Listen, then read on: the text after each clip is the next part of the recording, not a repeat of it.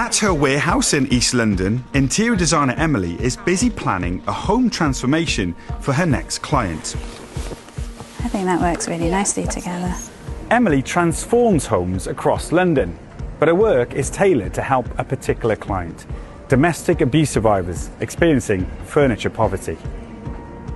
Furniture poverty is missing at least one essential furniture item, such as a sofa, a bed, or a fridge, and it's something experienced by more than 6 million people in the UK. 97% of social housing is let out unfurnished, so it doesn't come with any movable furniture and possibly no plumbed-in items like a washing machine or a cooker or any floor coverings.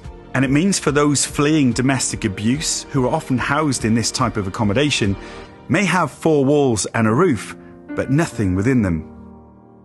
Sophia and her child found themselves in this situation. We've protected her identity for her safety. Can you tell me a bit about the circumstances you found yourself in that meant that you needed to find a new home? I had been experiencing domestic violence from my partner for a number of years. He had come to my property and broken my windows. So I moved into the shelter and I was living there for about 10 months.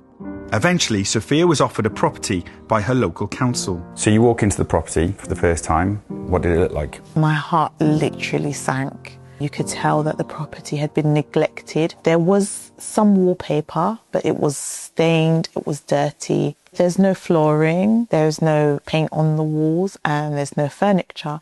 And I just thought to myself, how on earth am I going to turn this around? What's in the kitchen? Nothing. No washing machine, no fridge, no cooker, nothing, just a sink. What was the impact of that like both on you and your daughter at the time? So for me, it was a really dark time, knowing that I wasn't able to provide her with that stability. After seeking support through her GP, Sophia was referred to Emily's charity, Furnishing Futures.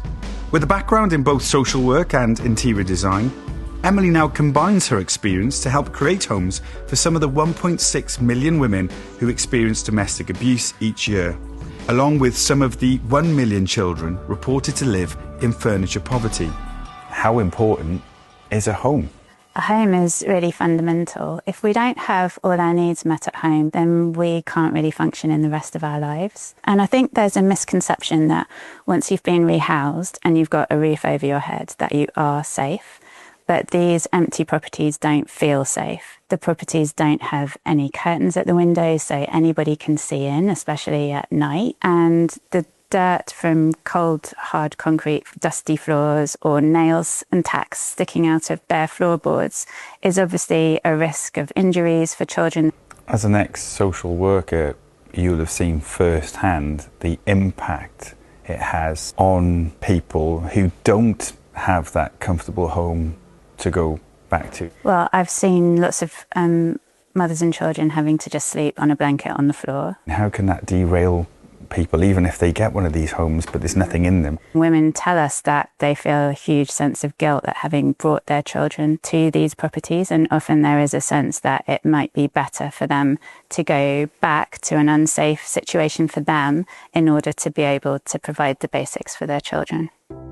Emily works with companies within the interior design industry to give a new purpose to their leftover products, props and showroom pieces. Talk us through the process. How does it all work? We'd immediately send beds out first and get the white goods delivered. Then we get the decorating and the painting done, then the flooring goes down. In the meantime, the team are here picking out all of the furnishings that the family need and putting their design together.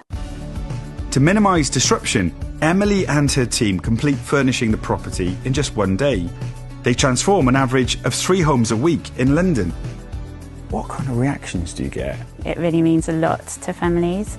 It really makes you realise how important home is and how tied up it is with our sense of safety and our sense of belonging and worth.